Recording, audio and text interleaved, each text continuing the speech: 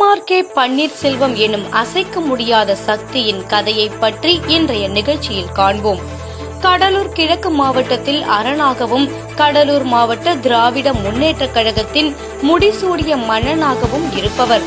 அரசியல் கடந்து அனைத்து கட்சி தலைவர்களிடமும் அனைத்து மத மற்றும் சமூகத்தினருக்கும் தவிர்க்க முடியா நட்பு பாராட்டக்கூடியவர். இன்று கடலூர் கிழக்கு மாவட்ட திமுக வேரூன்றி இருக்கவும் பல லட்சக்கணக்கான தொண்டர்கள் உருவாக காரணமாக இருப்பவர். இந்த பெருமைகள் எல்லாம் சொந்தக்காரர் வேங்கையின் மைந்தன் என அனைவராலும் அழைக்கப்படும் முன்னாள் அமைச்சர், இந்நாள் சட்டமன்ற உறுப்பினர் திரு எம்.ஆர்.கே. பன்னீர்செல்வம் அவர்கள்.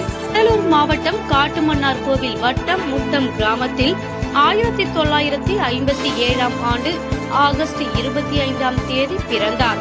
1978, 1981 தனது இளநிலை படிப்பை தஞ்சாவூரில் அருகில் உள்ள பூண்டி புஷ்பம் கல்லூரியில் படித்து முடித்தார்.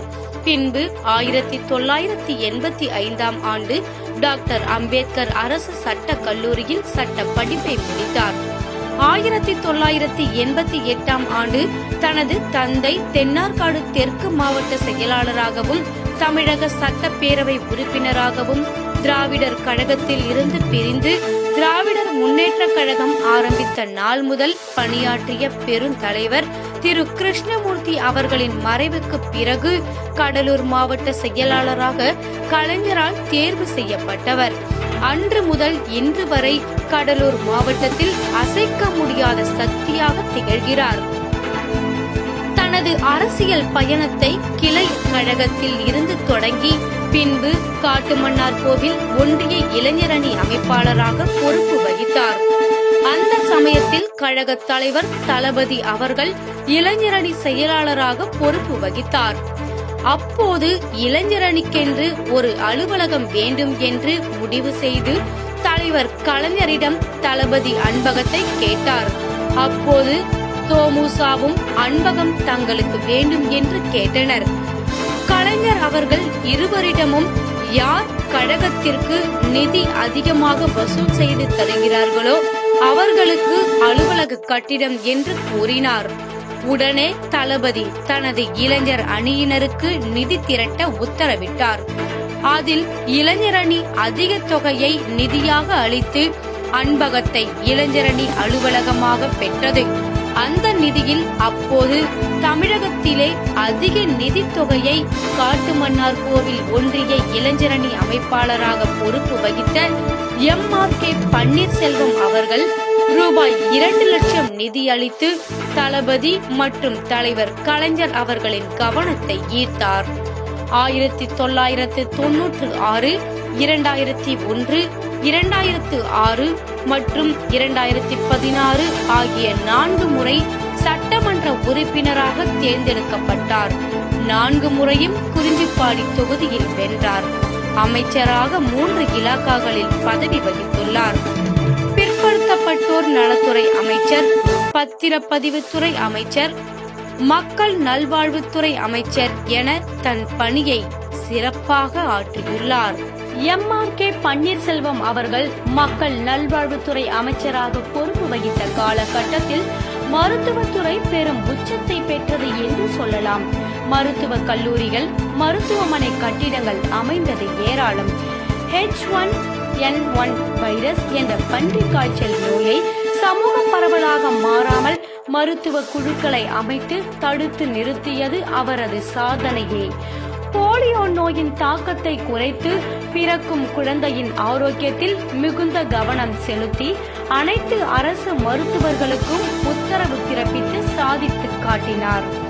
கர்ப்பிணி பெண்கள் மாதம் தோறும் தனியார் மருத்துவமனையில் கொடுக்கப்படும் ஊட்ட மருந்துகளை அரசு மருத்துவமனையில் கிடைக்கப் பெறச் செய்தார்.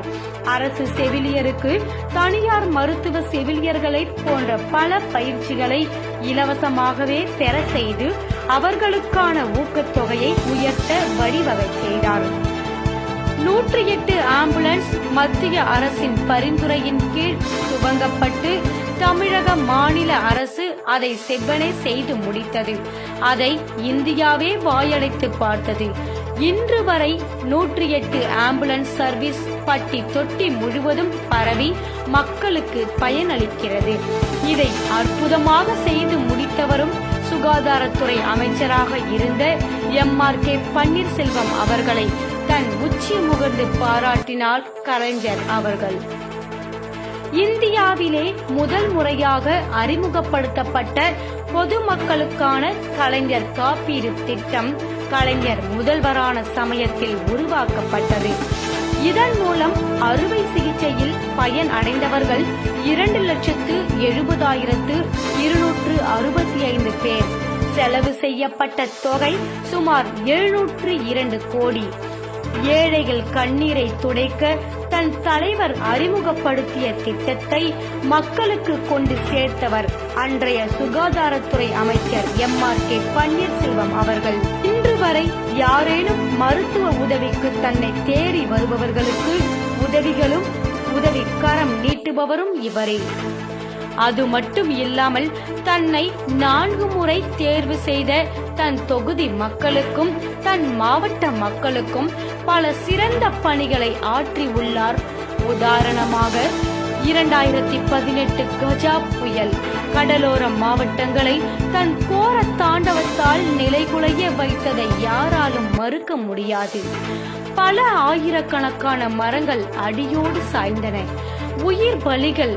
குடிசையில் வாழ்ந்தவர்கள் நிலைமையை கேட்கவே தேவையில்லை. வாழ்வாதாரத்தை இழந்து நிர்கதியாய் தவித்த தன் தொகுதி மக்களுக்கு மட்டும் அல்லாமல் புயலால் பாதித்த நாகை, புதுக்கோட்டை, தஞ்சை உள்ளிட்ட பெரிதும் பாதிக்கப்பட்ட பகுதிகளுக்கு தலைவர் MK ஸ்டாலின் அவர்களை அழைத்து நேரில் ஆறுதல் கூறியதுடன் லாரி மற்றும் பேருந்துகளில் நிவாரணப் பொருட்களை அனுப்பி வைத்தார். அதில் அரிசி, பாய், போர்வை, கைலி, பெண்களுக்கான உடைகள், நாப்கின்கள் மற்றும் பாதிக்கப்பட்ட பகுதிகளில் கூடாரங்கள் அமைத்து உணவை சமைத்து வழங்கினார். தற்போது பாதிக்கப்பட்ட கொரோனா பேரிடரிலும் அவரது மக்கள் சேவை மகத்தானது. தன் தொகுதியான குறிஞ்சிப்பாடியில் 59 ஊராட்சிகள், 36 பேரூராட்சிகளில் 85,000 குடும்பங்களுக்கு நிவாரண உதவி செய்தார். அது மட்டும் இல்லாமல் வடலூர் தேர்வு நிலை பேரூராட்சிக்கு கொரோனா கிருமி நாசினி தெளிப்பு இயந்திரத்தை தன் குறிஞ்சிப்பாடி சட்டமன்ற தொகுதி மேம்பாட்டு திட்டத்தின் கீழ் 3.54 லட்சம் மதிப்புள்ள இயந்திரத்தை வழங்கினார். தன் பகுதி மக்கள் நீண்ட வருடங்கள் கடலூர், நாகை மாவட்டம் இடையேயான போக்குவரத்து, அதை கருத்தில் கொண்டு கடலூர் மாவட்டத்தின் கடைக்கோடி தாலுகா காட்டுமன்னார் கோவில் தென் மாவட்டங்களையும் மேற்கு மாவட்டங்களையும் இணைக்க முடிவு செய்து முட்டம் மணல்மேடு இடையே கடக்கும் கொள்ளிடம் ஆற்றை இணைக்க பிரம்மாண்ட பாலம் அமைக்க முடிவு செய்து ஒப்புதல் பெற்றார். 2010ஆம் ஆண்டில் திமுக ஆட்சியில் MRK பன்னீர்செல்வம் அமைச்சராக இருந்தபோது முட்டம் பாலம் 43 கோடி ரூபாய் நிதி ஒதுக்கீடு செய்யப்பட்டு 2011ஆம் ஆண்டு துவங்கி 2015ஆம் ஆண்டு மக்கள் பயன்பாட்டிற்கு விடப்பட்டது.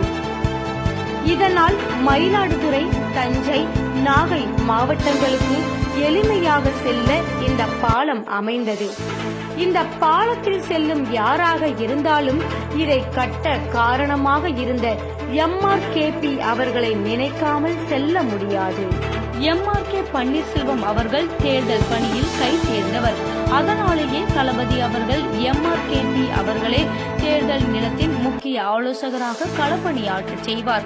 அதற்கு சான்றாக இடைத்தேர்தல் மற்றும் நாடாளுமன்ற தேர்தலில் நாம் பார்த்திருப்போம்.